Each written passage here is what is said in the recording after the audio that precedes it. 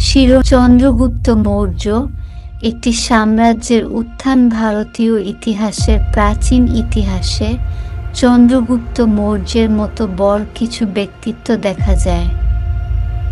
ষড়যন্ত্র এবং অনিশ্চয়তায় ভরা একটি দেশের সাহসিকতা, উচ্চাকাঙ্ক্ষা এবং ক্ষমতার নিরলস সাধনা তার গল্প।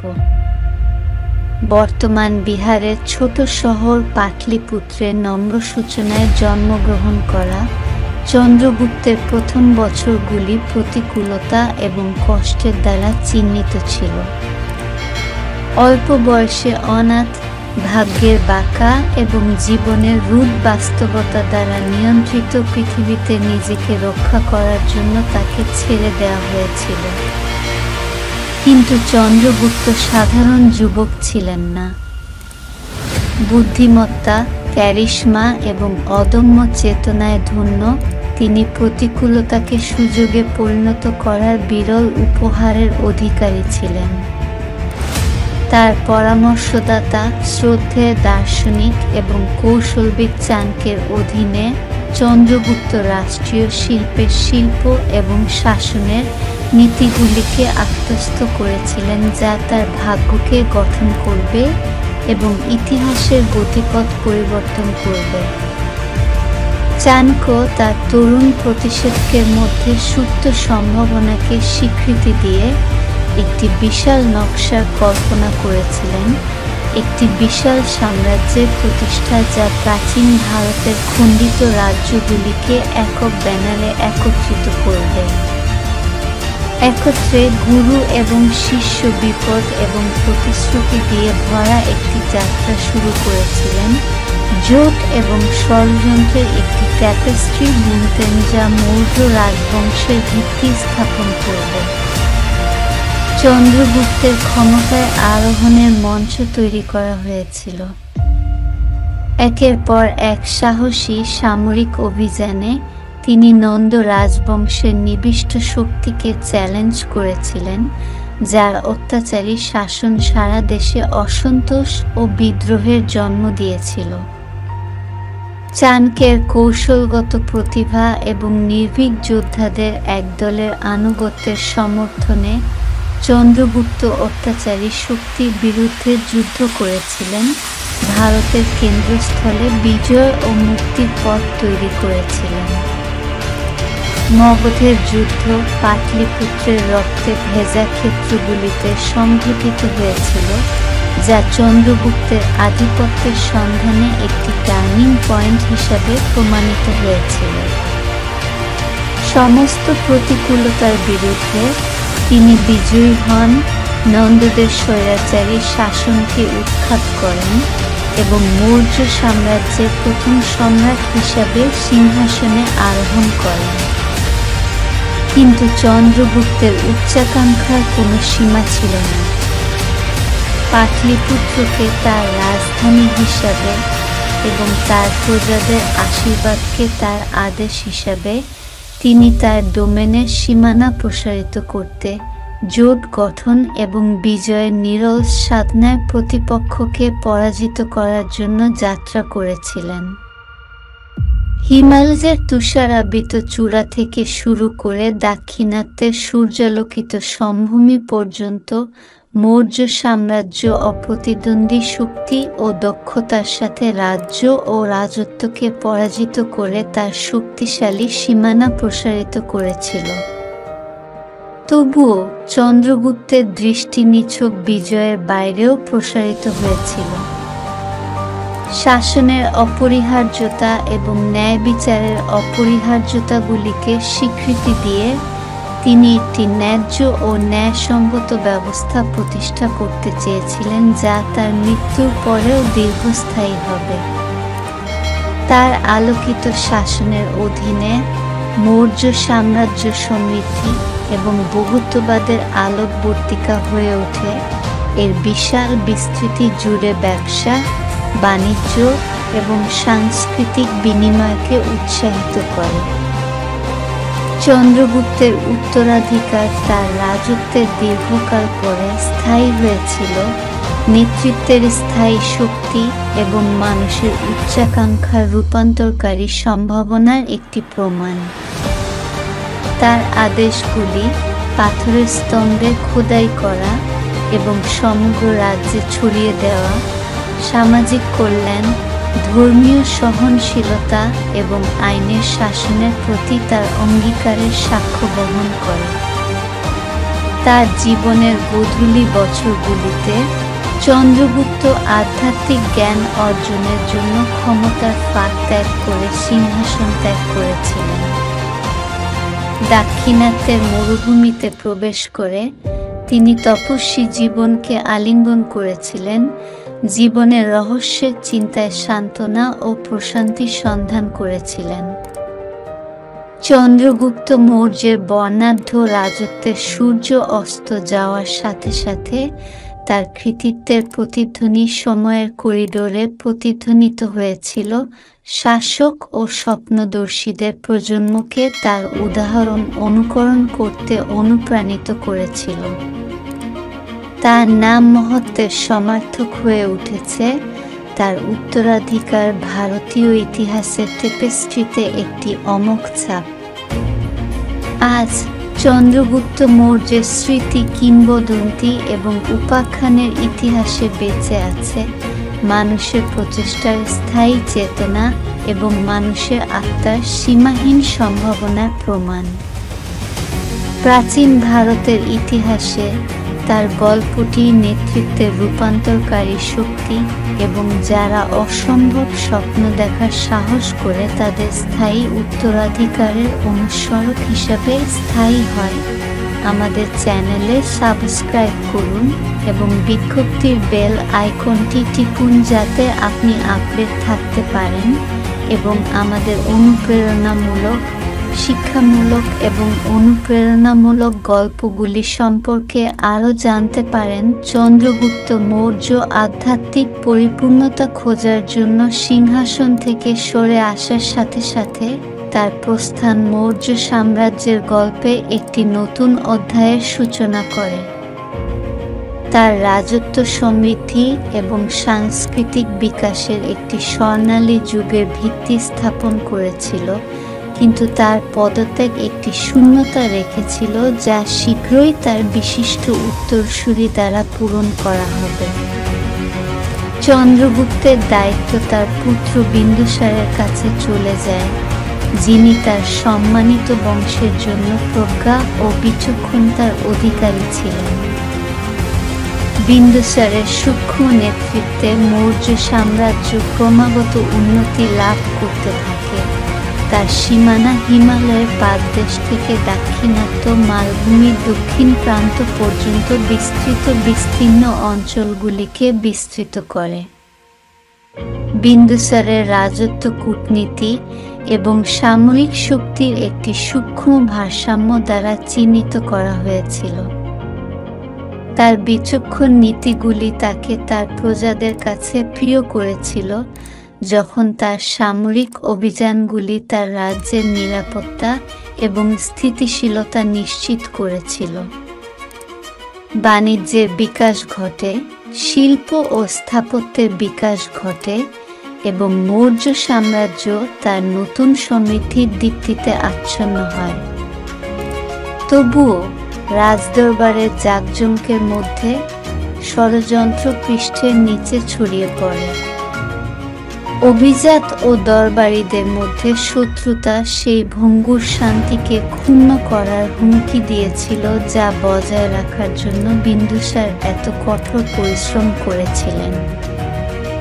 মতবিরোধের ফিসফিস আরও জোরে বাড়তে থাকলে সম্রাট প্রাসাদ রাজনীতি বিশ্বাসঘাতক জলে নেভিগেট করার জন্য তার বিশ্বস্ত উপদেষ্টাদের পরামর্শের উপর নির্ভর করেছিলেন। বিন্দুসারের রাজত্বকালেই মৌর্য সাম্রাজ্য দূরবর্তী অঞ্চলের সাথে স্থায়ী সংযোগ স্থাপন করে, বাণিজ্য ও সাংস্কৃতিক বিনিময়ের নতুন পথ খুলে দেয়। কূটনৈতিক দূতদের প্রতিবেশী রাজ্যে এবং দূরবর্তী দেশে প্রেরণ করা হয়েছিল, জোট এবং অংশীদারিত্ব গড়ে তুলেছিল যা সাম্রাজ্যের কোষাগারকে সমৃদ্ধ করেছিল এবং বিশ্ব মঞ্চে এর প্রভাব বিস্তার করেছিল। কিন্তু ভাগ্যের চাকা ঘুরতে থাকে নিরলস, এবং বিন্দুসারের গোধূলির বছরগুলো বিবাদ ও বিবাদে বিদ্ধ হয়। তার উপর বার্ধক্য এসে পড়লে সম্রাট নিজেকে অভ্যন্তরীণ এবং বাহ্যিক উভয় ক্ষেত্রেই দ্বন্দ্বে জড়িয়ে পড়েন, এমন চ্যালেঞ্জের সাথে ঝাঁপিয়ে পড়েন যা তার শাসনের ভিত্তি পরীক্ষা করেছিল। 272 খ্রিস্টপূর্বাব্দে বিন্দুসার মৃত্যুবরণ করেন, কৃতিত্ব এবং উচ্চাকাঙ্ক্ষার উত্তরাধিকার রেখে যান যা সময়ের করিডোর দিয়ে প্রতিধ্বনিত হবে।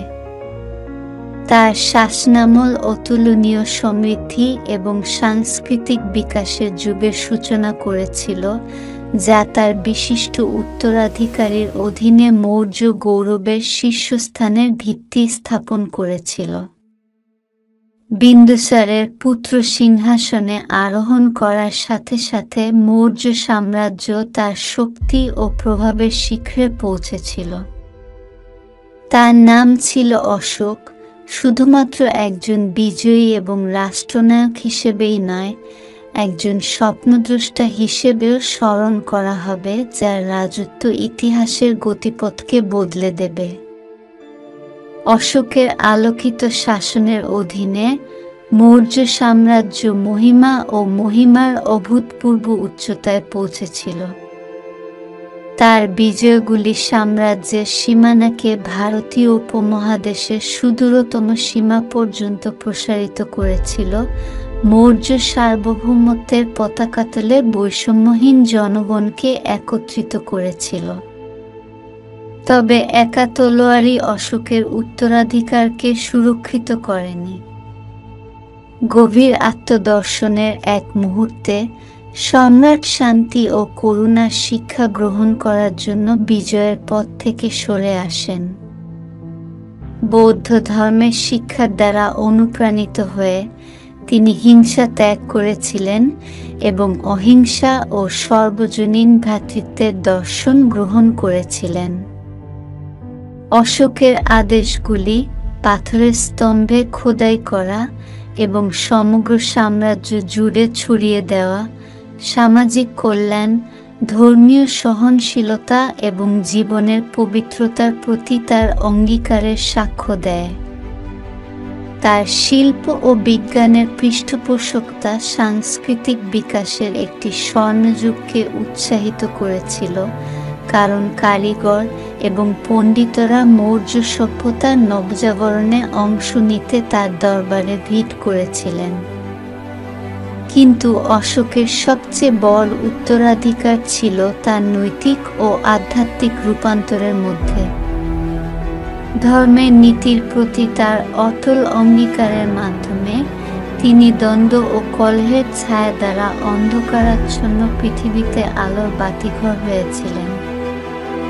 তার উত্তরাধিকার তার মৃত্যুর পরে দীর্ঘকাল স্থায়ী হয়েছিল, শাসক এবং স্বপ্নদর্শীদের অনুপ্রেরণামূলক প্রজন্মকে তার উদাহরণ অনুকরণ করতে এবং এমন একটি বিশ্বের জন্য সংগ্রাম করার জন্য যেখানে ন্যায় বিচার, সহানুভূতি এবং সম্প্রীতি সর্বোচ্চ রাজত্ব করে। মৌর্য সাম্রাজ্যের সূর্য অস্ত যাওয়ার সাথে সাথে এর উত্তরাধিকার অগণিত প্রজন্মের হৃদয় ও মনে বেঁচেছিল। চন্দ্রগুপ্ত মৌর্য এবং তার বিশিষ্ট বংশধরদের গল্প মানুষের প্রচেষ্টার স্থায়ী চেতনা এবং যারা একটি উন্নত বিশ্বের স্বপ্ন দেখার সাহস করে তাদের অসীম সম্ভাবনার প্রমাণ হিসাবে কাজ করেছে। অশোকের আলোকিত রাজত্বের অধীনে মৌর্য সাম্রাজ্য একটি নতুন যুগে প্রবেশ করার সাথে সাথে সাম্রাজ্য কেবল আঞ্চলিক সম্প্রসারণের ক্ষেত্রেই নয়, নৈতিক ও নৈতিক শাসনের ক্ষেত্রেও উন্নতি লাভ করেছিল। একজন বিজয়ী থেকে শান্তি ও করুণার প্রবক্তায় অশোকের রূপান্তর ভারতের ইতিহাসে একটি জলাবদ্ধ মুহূর্ত চিহ্নিত করেছে এবং এর জনগণের সম্মিলিত চেতনায় একটি অমার্জনীয় চিহ্ন রেখে গেছে। অশোকের দৃষ্টিভঙ্গির কেন্দ্রবিন্দু ছিল বৌদ্ধ ধর্মের প্রচার একটি ঐক্যবদ্ধ শক্তি হিসেবে, যা জাতি, ধর্ম এবং জাতীয়তার সীমানা অতিক্রম করে। তিনি বুদ্ধের শিক্ষাকে শুধু ব্যক্তিগত দর্শন হিসেবেই গ্রহণ করেননি, বরং শাসনের জন্য একটি নির্দেশিকা হিসেবেও গ্রহণ করেছিলেন। অশোকের বৌদ্ধ ধর্মের রূপান্তর তার পূর্বসূরীদের সামরিক নীতি থেকে প্রস্থান এবং অহিংসা ও সহানুভূতির প্রতি তার প্রতিশ্রুতির পুনর্নিশ্চিতকরণের প্রতীক। তার পুরো রাজত্ব জুড়ে অশোক তার প্রজাদের মধ্যে সম্প্রীতি ও মঙ্গল বৃদ্ধির লক্ষ্যে নীতি বাস্তবায়ন করে নৈতিক ও সামাজিক সংস্কারের মিশনে যাত্রা শুরু করেন। তিনি পশু বলির নিষ্ঠুর প্রথা বাতিল করেন এবং মানুষ ও পশু উভয়ের কল্যাণের জন্য হাসপাতাল ও ডিসপেন্সারি প্রতিষ্ঠা করেন। তার প্রজাদের কল্যাণের উপর জোর দেন, তাদের গুলি নির্বিশেষে। সামর্যাদা তাকে তার লোকেদের প্রশংসা এবং সম্মান অর্জন করেছিল, কিন্তু শান্তির প্রতি অশোকের প্রতিশ্রুতি তার চ্যালেঞ্জ ছাড়া ছিল না। উচ্চাভিলাষী যুদ্ধবাজ এবং প্রতিদ্বন্দ্বী রাজ্যগুলি মৌর্য কর্তৃত্বের অনুভূত দুর্বলতাগুলিকে কাজে লাগাতে চাওয়ায় সাম্রাজ্য বাইরে এবং ভিতরে থেকে হুমকির সম্মুখীন হয়েছিল। তবুও কূটনীতি এবং সংলাপের প্রতি অশোকের প্রতিশ্রুতি প্রায়শই তরবারির চেয়েও বেশি শক্তিশালী বলে প্রমাণিত হয়, কারণ তিনি সুস্থিরতার সাথে মিত্রতা এবং প্রতিদ্বন্দ্বিতার জটিল ওয়েবে নেভিগেট করেছিলেন, যা প্রাচীন ভারতের ভূরাজনৈতিক ল্যান্ডস্কেপকে সংজ্ঞায়িত করেছিল।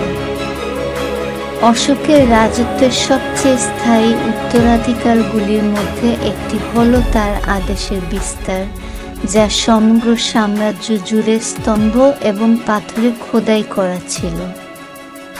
তৎকালীন বিভিন্ন আঞ্চলিক ভাষায় লিখিত এই আদেশগুলি শাসনের স্বচ্ছতা এবং জবাবদিহিতার প্রতি অশোকের প্রতিশ্রুতির প্রমাণ হিসাবে কাজ করেছিল। তারা নৈতিক আচরণ এবং ধর্মীয় সহনশীলতা থেকে শুরু করে পরিবেশ সংরক্ষণ এবং সামাজিক ন্যায়বিচার পর্যন্ত বিস্তৃত বিষয় সম্বোধন করেছেন। অশোকের শাসনকে নির্দেশিত মূল্যবোধের মধ্যে নির্বোধী অন্তর্দৃষ্টি প্রদান করেছেন। অশোকের আদেশগুলির মধ্যে সবচেয়ে বিখ্যাত হল রক এডিক্ট চেয়ার, যা সুশাসনের ভিত্তি হিসাবে ধর্ম বা ন্যায়পরায়ণতার প্রতি তার প্রতিশ্রুতির রূপরেখা দেয়। এতে অশোক তার অতীত বিজয়ের কারণে সৃষ্ট দুর্ভোগের জন্য দুঃখ প্রকাশ করেছেন এবং সাম্রাজ্যের প্রশাসনে সহানুভূতি ও সহানুভূতির গুরুত্বের উপর জোর দিয়েছেন। তিনি তার প্রজাদের সকল ধর্মের মানুষের প্রতি সহনশীলতা এবং বোঝাপড়া অনুশীলন করতে এবং সমস্ত জীবের পবিত্রতাকে সম্মান করতে উৎসাহিত করেন। অশোকের রাজত্ব শেষ হওয়ার সাথে সাথে মৌর্য সাম্রাজ্য আলোকিত শাসন এবং নৈতিক নেতৃত্বের একটি উজ্জ্বল উদাহরণ হিসাবে দাঁড়িয়েছিল।